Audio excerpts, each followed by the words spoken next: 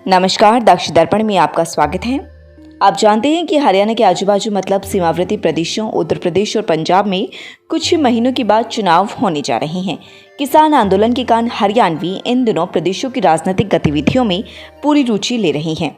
किसानों को लगता है कि जिस तरह से दिल्ली में अन्ना आंदोलन के बाद एक नई पार्टी आम आदमी पार्टी अस्तित्व में आई और अरविंद केजरीवाल एक नेता के रूप में सामने आई, उसी तरह पंजाब में भी कोई मोर्चा खड़ा हो सकता है, वह भी चुनाव लड़ने के लिए।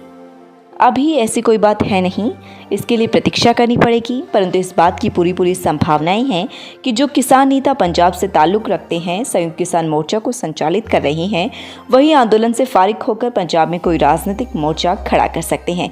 मोर्चा कितना कारगर होगा यह तो समय बताएगा, परंतु नेताओं की इस समय की बड़ी समस्या तो यह है कि उन्हें भी आंदोलन का कोई उपयुक्त हल निकलता नजर नहीं आ रहा। इस परिप्रेक्ष्य में आज हम पंजाब की और वहां के आगामी चुनाव पर बात करेंगे। पंजाब का इस बार का चुनाव बहुत ही रोचक होने जा रहा है। इसका मुख्य कारण यह है कि पंजाब में कांग्रेस, शिरोमणि अकाली दल और आम आदमी पार्टी मौजूदा चुनाव में अपना पूरा दमखम लगाते हुए साम दाम दंड भेद सारे फॉर्मूले अप्लाई करते हुए इसलिए नजर आएंगे कि चुनाव में किसी की एक तरफी हवा नहीं है। सत्तारूढ़ कांग्रेस जहां अंदरूनी लड़ाई से जूझ रही है, वहीं उसे विपक्ष के बिखराव और आम आदमी पार्टी के मुख्यमंत्री के चेहरे का अभी तक फैसला न होने का लाभ भी मिल सकता है। उधर शिरोमणि अकाली दल खुद को नए क्लेवर के पेश करने और कांग्रेस को चुनौती देने की स्थिति में आने के स्वप्न देख रहा है। उसे यकीन है कि देश में सबसे ज्यादा दलित मतदाताओं वाले पंजाब प्रदेश में बहुजन समाज पार्टी से हुआ गठबंधन उसके काम आएगा। कुछ चीजें अभी भी स्पष्ट हो गई हैं। एक यह है कि कांग्रेस ने अगला चुनाव भी मुख्यमंत्री कैप्टन अमरिंदर सिंह की अगुवाई और नेतृत्व में लड़ने का फैसला कर लिया है। बाकी विवाद अभी सुलझने बाकी हैं, इस पर चर्चा आगे करेंगे। अब यह साफ हो गया है कि कांग्रेस मौजूदा चुनाव के बाद पंजाब में कैप्टन अमरिंदर सिंह के भरोसे राजनीति नहीं करेगी और अपने नए नेतृत्व को सजाने संवारने मतलब उसे खड़ा करने में ही लगेगी। उधर पंजाब के पूर्व उप मुख्यमंत्री शिरोमणि अकाली दल के नेता सरदार सुखबीर बादल आखिरी बार अपने पिता पूर्व मुख्यमंत्री प्रकाश सिंह बादल की छत्र छाया में आखिरी चुनाव लड़ेंगे। अब बादल साहब जीवन के शतक के करीब पहुंच गए हैं और उनकी उम्र 96 वर्ष के आसपास है। जाहिर है इसके बाद वे राजनीतिक गतिविधियों से संन्यास ले लेंगे। रही बात आम आदमी पार्टी की, उसकी कुछ व्यवहारिक दिक्कतें हैं। नंबर 1, आम आदमी पार्टी पिछली बार चुनाव में अपनी जीती बाजी हार गई थी। दूसरा, उसका सर्वाधिक जन आधार पंजाब के मालवा क्षेत्र में है। माझा और दोआबा में उसे ड्राइविंग सीट पर पहुंचने के लिए गठबंधन की मदद लेनी पड़ेगी।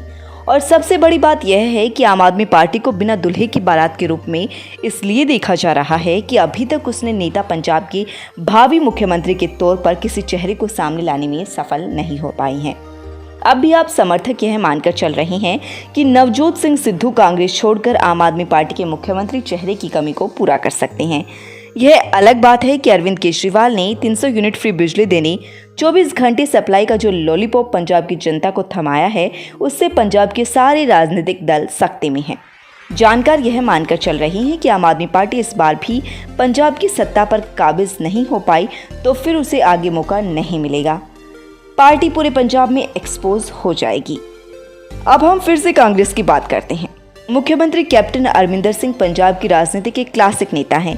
उन्होंने हाल में पार्टी में आए गतिरोध को बड़ी समझदारी से टैकल किया है।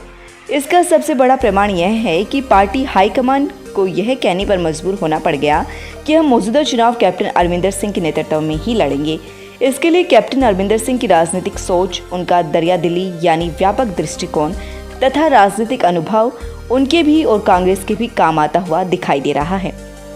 बेशक पंजाब संकट को सुलझाने का काम प्रियंका गांधी ने अपने हाथ में ले रखा है, लेकिन होने लंबी सोच का परिचय देते हुए और बीच का रास्ता निकालते हुए कैप्टन अमरिंदर सिंह की उपयोगिता और पंजाब की राजनीति में मौजूदा हालातों पर बैलेंस बनाते हुए उपरोक्त फैसला ले लिया गया है। लगता है नवजोत सिंह सिद्धू इस आश्वासन से लाइन पर आ गई हैं कि यह समय कूटनीति से आगे बढ़ने का है और उन्हें भी चुपके अपने लक्ष्य पर चलना चाहिए। इस तरह आक्रामक होकर तथा अपने इरादे जाहिर करके कामयाबी हासिल नहीं हो सकती।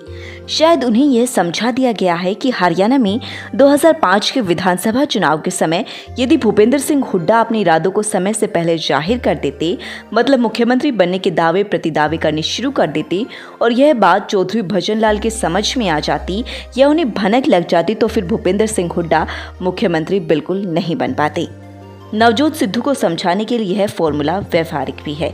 शायद पार्टी ने उन्हें यह लालच दे दिया होगा कि अभी कैप्टन आगे चलना जरूरी है, तभी सरकार बन पाएगी और सरकार बनने के बाद उन्हें कोई ऐसा मौका मिल पाएगा जिसकी उन्हें दरकार है। अभी सिद्धू चुप हैं। यह इस बात का भी संकेत है कि प्रियंका ने कोई फॉर्मूला तय कर दिया है, वरना कैप्टन की अगुवाई वाले फैसले पर भी सिद्धू भड़क उठते। मतलब इस तरह से चुप नहीं बैठते। कांग्रेस के नेता यह मानकर चल रहे हैं कि कैप्टन अमरिंदर सिंह, किसान आंदोलन, पंजाब में बिखरा हुआ विपक्ष तथा राज्य के कोने कोने में कांग्रेस पार्टी का जन आधार अगले चुनाव में कांग्रेस को एक बार फिर सत्ता में बने रहने का मौका दे सकता है। यह बात जरूर है कि कांग्रेस बड़ी सोच समझ के साथ ज्यादा नए चेहरे लेकर चुनाव में आएगी। यह भी कि मुख्यमंत्री अमरिंदर सिंह प्रधानमंत्री नरेंद्र मोदी की तरह जल्दी ही मंत्रिमंडल का कोई बड़ा फेरबदल भी करने वाले हैं। वे इस समय विरोधियों को मनाने, समझाने और अपने साथ जोड़ने की कवायद में लगे हुए हैं और उन्हें कुछ कामयाबी अभी मिली भी है। पंजाब में भी कांग्रेस हरियाणा वाले एक फॉर्मूले को अप्लाई करना चाहती है कि नेताओं को जिले वाइज जिम्मेदारी सौंप दे और टिकटों के बंटवारे में उन्हें विश्वास में लेकर फैसला करें। अब बात करते हैं आम आदमी पार्टी की। यदि आज हम पंजाब में सर्वेक्षण करें, लोगों की राय जाने, तो आम राय यह सामने आएगी पंजाब में मुकाबले कांग्रेस और आम आदमी पार्टी के बीच नजर आ रहे हैं। गठबंधन से पहले शिरोमणि अकाली दल की चर्चाएं ज्यादा नहीं थी, परंतु अब एक त्रिकोणीय सा मुकाबला होने के आसार नजर आने लगे हैं। आम आदमी पार्टी के नेता हालत को मद्देनजर रखते हुए जहां मुख्यमंत्री के चेहरे को तलाशने में लगे हुए हैं, वहीं यह माझा और दोआबा क्षेत्र में जीत के लिए अकाली दल डेमोक्रेटिक और अकाली दल टकसाली के नेताओं से गठबंधन की संभावना तलाश कर रहे हैं। ऐसे में उन्हें इस बात का भी डर है कि जहां कांग्रेस पूरे पंजाब में अपने दम पर चुनाव लड़ रही है, वहीं शिरोमणि अकाली दल और वे खुद अलग अलग गठबंधन के साथ चुनाव में उतरी, तो ऐसे में कांग्रेस को घर बैठे लाभ मिलता नजर आने लगेगा।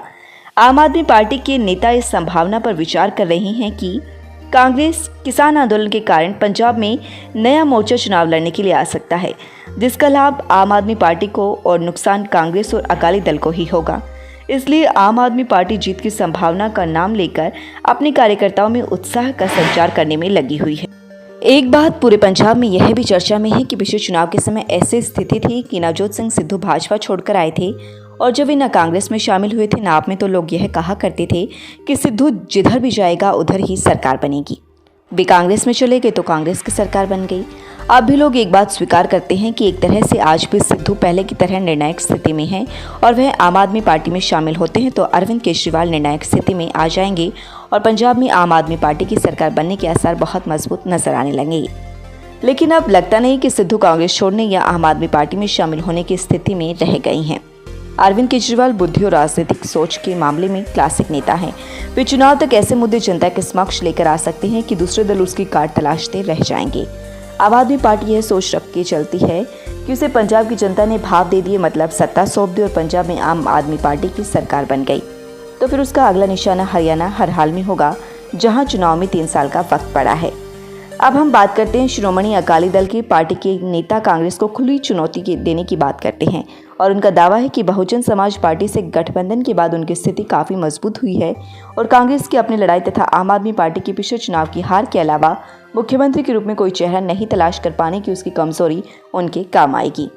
शिरोमणि अकाली दल का यह भी दावा है कि पूरे पंजाब में कोने कोने में उसका जनाधार है और जब बड़े बादल मतलब पूर्व मुख्यमंत्री सरदार प्रकाश सिंह बादल आखिरी बार चुनाव में वोट मांगने और अपने सामने बेटे सुखबीर को मुख्यमंत्री बनाने की मार्मिक अपील करेंगे, कांग्रेस की लड़ाई उसकी सरकार के कई मोर्चों पर फेल होने के मामले उठाकर लोगों के बीच में जाएंगे तो पार्टी पहले या दूसरे नंबर पर जरूर पहुंचेगी।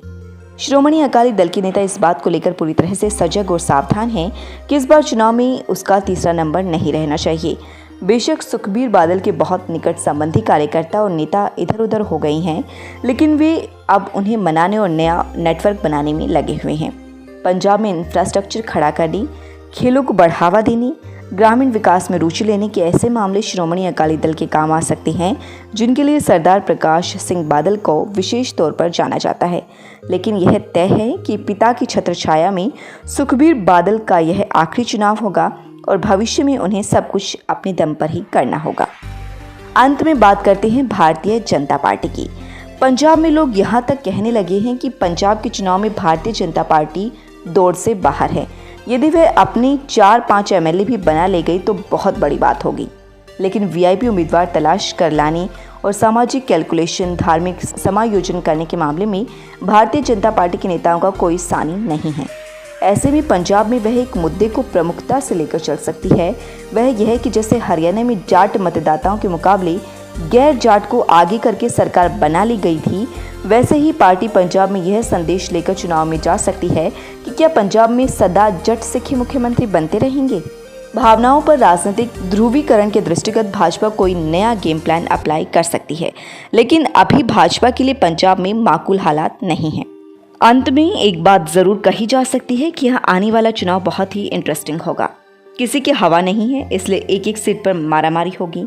अकाली दल और भाजपा का गठबंधन टूटने, कांग्रेस में अंदरूनी घमासान मचने, आम आदमी पार्टी के सिर्फ मामला में दमदार होने और भाजपा के सबसे खराब हालात में चुनाव हो रहे हैं, तो यह भी संभव है कि किसी भी पार्टी को स्पष्ट बहुमत ना मिले, क्योंकि अभी यहाँ चुनाव के दृष्टिगत किसी तीसरे मोर्चे के तो मैदान में आने की संभावना से भी इनकार नहीं किया जा रहा। चंडीगढ़ से दक्ष दर्पण और देश कल तक के लिए संपादक धर्मपाल वर्मा की रिपोर्ट।